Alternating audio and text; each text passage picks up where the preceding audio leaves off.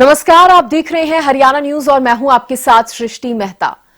26 जनवरी गणतंत्र दिवस को लेकर देशवासियों में एक खासा उत्साह रहता है। इस दिन हमारा संविधान लागू हुआ था। इस दिन भारत ने खुद को एक संविधान प्रधान गणराज्य घोषित किया था। संविधान में नागरिकों को कई अधिकार दिए गए हैं, जिनमें समानता का अधिकार भी शामिल है।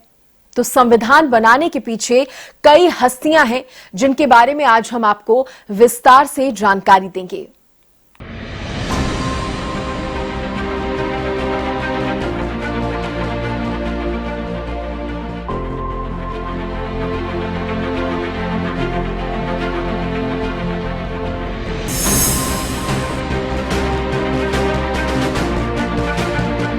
एक सशक्त भारत के लिए लोकतंत्र का होना बहुत जरूरी है। लोकतंत्र मजबूत होगा तो देश मजबूत होगा, और लोकतंत्र को मजबूत करने के पीछे संविधान की अहम भूमिका है। भारतीय संविधान भारत का सर्वोच्च कानून है। यह देश की राजनीतिक व्यवस्था को नियंत्रित करता है और नागरिकों के अधिकारों की सुरक्षा करता है। संविधान की वजह से ही देश का शासन सुचारू रूप से चलता है। तो संविधान क्यों जरूरी है? संविधान के निर्माण के पीछे की कहानी क्या है? संविधान निर्माण में कितना समय लगा? इन सब के बारे में आपको सिलसिलेवार तरीके से बताते हैं।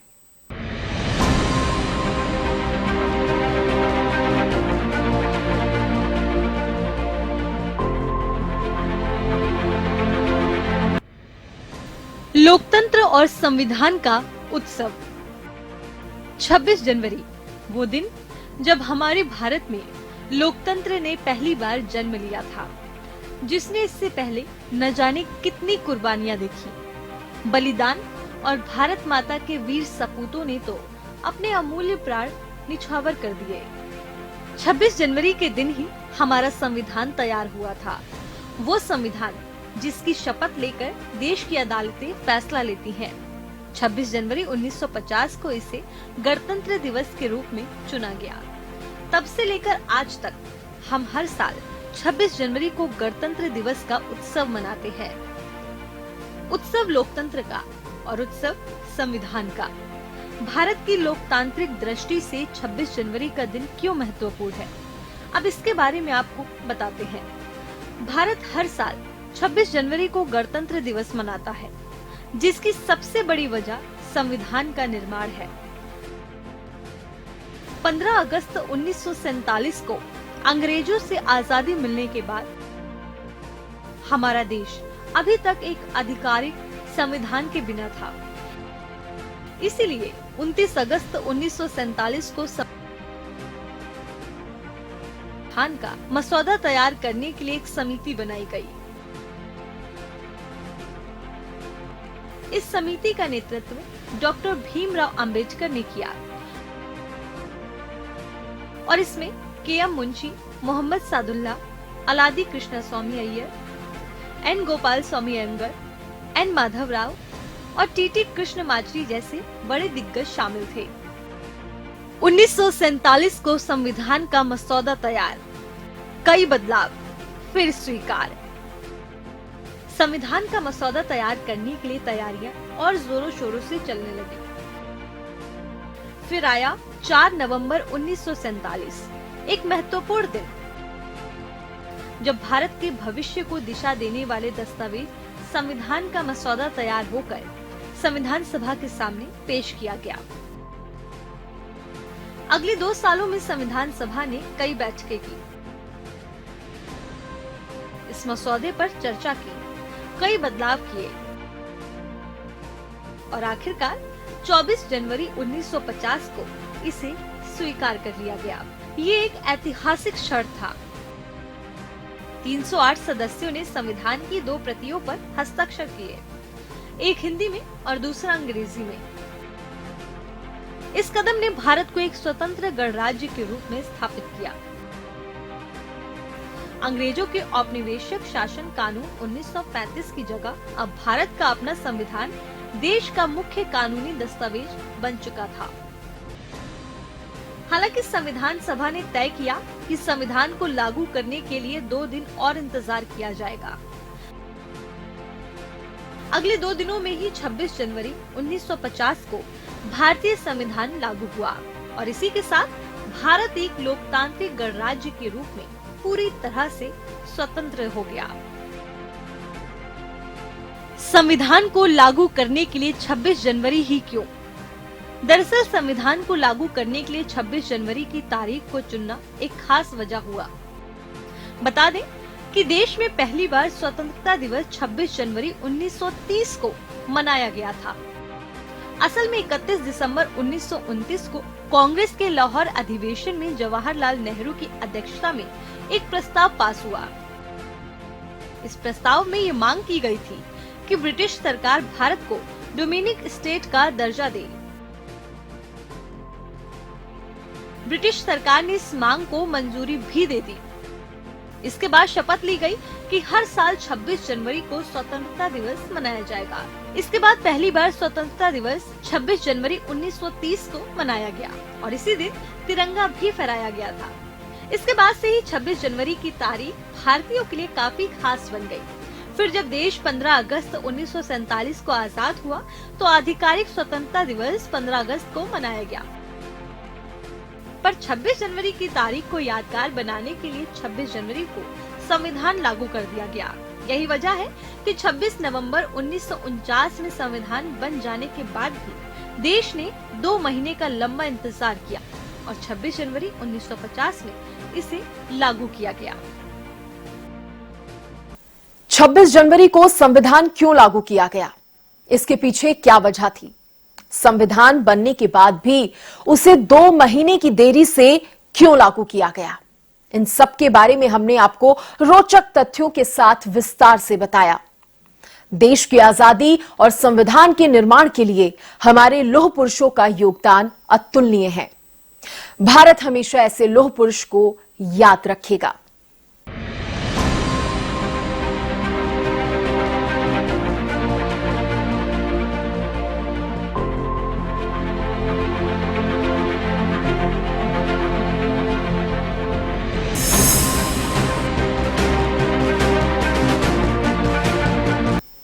संविधान के निर्माण को लेकर संविधान सभा की लगातार कई बैठकें हुई।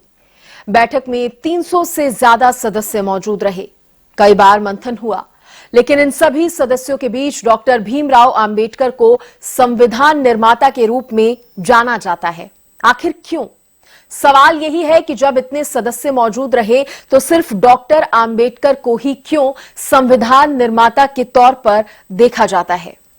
दरअसल डॉक्टर भीमराव अंबेडकर को संविधान निर्माता इसलिए कहा जाता है क्योंकि उन्होंने संविधान सभा की ड्राफ्टिंग कमेटी के अध्यक्ष के तौर पर संविधान निर्माण में अहम भूमिका निभाई थी।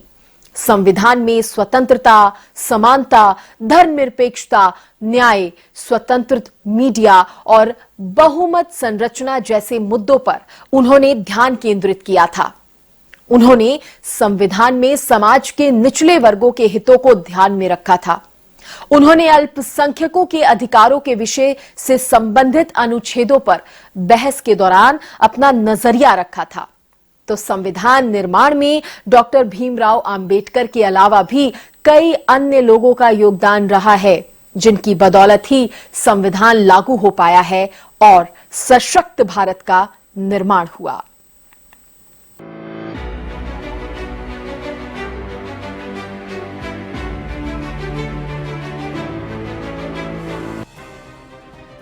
छब्बीस नवंबर 1949 इस दिन संविधान सभा ने संविधान के उस प्रारूप को स्वीकार किया जिसे डॉक्टर भीमराव अंबेडकर की अध्यक्षता में ड्राफ्टिंग कमेटी ने तैयार किया था। इसी रूप में संविधान 26 जनवरी 1950 को लागू हुआ और भारत एक गणराज्य बना। इसी की याद में 26 नवंबर के दिन को संविधान दिवस मनाने का चलन 2015 को शुरू किया गया। ये दिलचस्प है कि ये चलन उस साल शुरू हुआ जब डॉक्टर भीमराव अंबेडकर की 125वीं जन्म जयंती मनाई जा रही थी। ये राष्ट्र की तरफ से डॉक्टर भीमराव अंबेडकर को दी गई श्रद्धांजलि है। सवाल उठता है कि संविधान सभा की ज्यादातर बैठकों में औसतन 300 सदस्य मौजूद रहे और सभी सदस्यों को संविधान के निर्माण में समान अधिकार प्राप्त था। तो आखिर क्यों डॉक्टर भीमराव अंबेडकर को ही संविधान का मुख्य वास्तुकार या निर्माता कहा जाता है? डॉक्टर अंबेडकर को क्यों कहा जाता है संविधान निर्माता? ये बात सिर्फ डॉक्टर अंबेडकर के व्यक्तित्व और विचारों के समर्थक ही नहीं कहते, बल्कि भारतीय संविधान सभा के सदस्यों ने भी इसे स्वीकारा और विभिन्न अध्येताओं ने भी किसी न किसी रूप में इसे मान्यता दी। नेहरू के आत्मकथा लेखक माइकल ब्रेचर ने अंबेडकर को भारतीय संविधान का वास्तुकार माना और उनकी भूमिका को संविधान के निर्माण में फील्ड जर्नल के रूप में रेखांकित किया। संविधान सभा के समक्ष संविधान प्रस्तुत करते हुए अपने अंतिम भाषण में डॉक्टर अंबेडकर ने गरिमा और विनम्रता के साथ इतने कम समय में इतना मुकम्मल और विस्तृत संविधान तैयार करने का श्रेय अपने सहयोगियों को दिया।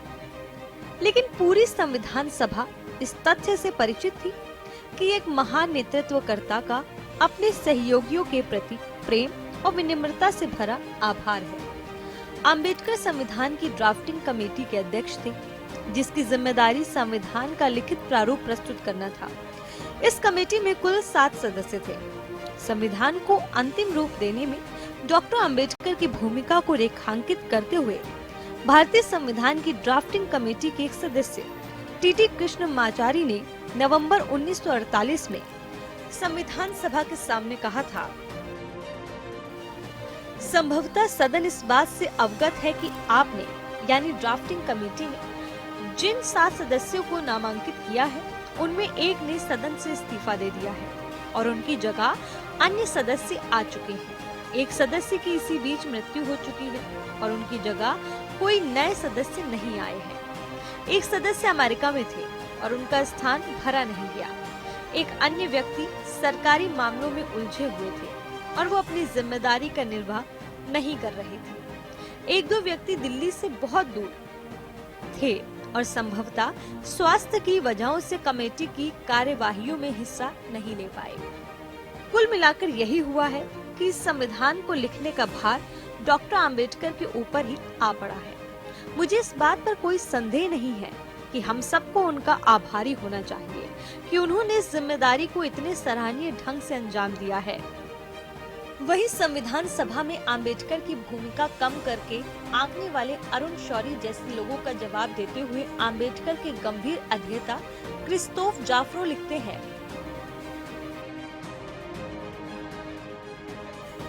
कि हमें ड्राफ्टिंग कमेटी की भूमिका का भी एक बार फिर आकलन करना चाहिए। ये कमेटी सिर्फ संविधान के प्रारंभिक पाठों को लिखने के लिए जिम्मेदार नहीं थी, बल्कि उसको ये जिम्मा सौंपा गया था कि वो विभिन्न समितियों द्वारा भेजे गए अनुच्छेदों के आधार पर संविधान का लिखित पाठ तैयार करें, जिसे बाद में संविधान सभा के सामने पेश किया जाए। सभा के समक्ष कई मसवीदे पढ़े गए और हर बार ड्राफ्टिंग कमेटी के सदस्यों ने चर्चा का संचालन और नेतृत्व किया था। अधिकांश बार ये जिम्मेदारी अंबेडकर ने ही निभाई थी। इसी तथ्य को रेखांकित करते हुए प्रमुख समाजशास्त्री प्रोफेसर गेल ऑम्वेट लिखती हैं कि संविधान का प्रारूप तैयार करते समय अनेक विवादित मुद्दों पर अक्सर गर्मागर्म बहस होती थी। इन सभी मामलों के संबंध में अंबेडकर ने चर्चा को दिशा दी, अपने विचार व्यक्त किए और मामलों पर सर्वसम्मति लाने का प्रयास किया। अंबेडकर उन चंद लोगों में शामिल थे जो ड्राफ्टिंग कमेटी का सदस्य होने के साथ साथ शेष 15 समितियों में से एक से अधिक समितियों के सदस्य थे। संविधान सभा द्वारा ड्राफ्टिंग कमेटी के अध्यक्ष के रूप में उनका चयन उनकी राजनीतिक योग्यता और कानूनी दक्षता के चलते हुआ था। संविधान को लिखने, विभिन्न अनुच्छेदों प्रावधानों के संदर्भ में संविधान सभा में उठने वाले सवालों का जवाब देने और कभी-कभी उलट से दिखते प्रावधानों के बीच संतुलन कायम करने और संविधान को भारतीय समाज के लिए एक मार्गदर्शक दस्तावेज के रूप में प्रस्तुत करने में डॉक्टर अंबेडकर की सबसे प्रभावी और निर्णायक भूमिका थी। स्वतंत्रता, समता, बंधुता, न्याय, विधि का शासन, विधि के समक्ष समानता, लोकतांत्रिक प्रक्रिया और धर्म, जाति, लिंग और अन्य किसी भेदभाव के बिना सभी व्यक्तियों के लिए गरिमामय जीवन भारतीय संविधान का दर्शन एवं आदर्श है। ये सारे शब्द डॉक्टर आम्बेडकर के शब्द और विचार संसार के बीच शब्द हैं। इन शब्दों के निहितार्थ को भारतीय समाज में व्यवहार में उतारने के लिए वो आजीवन संघर्ष करते रहे। इसकी छाप भारतीय संविधान में देखी जा सकती है। भारत का नया संविधान काफी हद तक 1935 के गवर्नमेंट ऑफ इंडिया एक्ट और 1928 के नेहरू रिपोर्ट पर आधारित है, मगर इसको अंतिम रूप देने के पूरे दौर में आम्बेडकर का प्रभाव बहुत गहरा था। डॉक्टर आम्बेडकर भारतीय संविधान की सामर्थ्य एवं सीमाओं से भी बखूबी अवगत थे। इस संदर्भ में उन्होंने कहा था कि संविधान का सफल या असफल होना आखिरकार उन लोगों पर निर्भर करेगा जिन पर शासन चलाने का दायित्व है। वो इस बात से भी बखूबी परिचित थे कि संविधान ने राजनीतिक समानता तो स्थापित कर दी, लेकिन सामाजिक और आर्थिक समानता हासिल करना बाकी है, जो राजनीतिक समानता को बनाए रखने के लिए भी जरूरी है। संविधान, जिससे हमारा भारत एक सशक्त भारत के रूप में जाना जाता है, संविधान के जरिए ही हमारे देश में समानता का भाव पैदा हुआ है। संविधान निर्माता डॉक्टर भीमराव आम्बेडकर के योगदान को आज भी याद किया जाता है। हमारा संविधान देश के सभी नागरिकों को सम्मान के साथ जीने का अधिकार प्रदान करता है। साल 1949 में 26 नवंबर को ही देश की संविधान सभा ने हमारे संविधान को अपनाया था। वहीं भारत के लिए 26 जनवरी एक अहम तारीख है, जिस दिन गणतंत्र दिवस मनाया जाता है। 1950 में इसी दिन भारत के संविधान को लागू किया गया था। कई ऐसी बातें हैं जो हमारे देश के संविधान को खास बनाती हैं। इसे हाथों से बनाए गए कागज पर हाथों से ही लिखा गया था और इसके निर्माण में डॉक्टर भीमराव अंबेडकर समेत कई लोगों का योगदान था। आइए भारत के संविधान की खास बातें जानते हैं।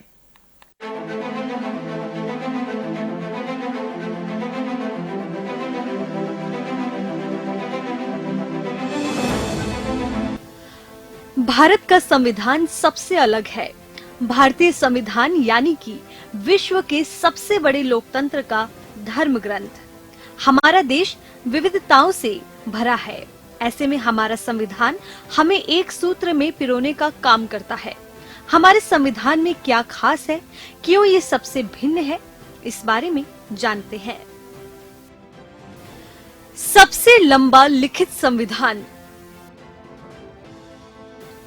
भारत का संविधान दुनिया का सबसे लंबा लिखित संविधान है।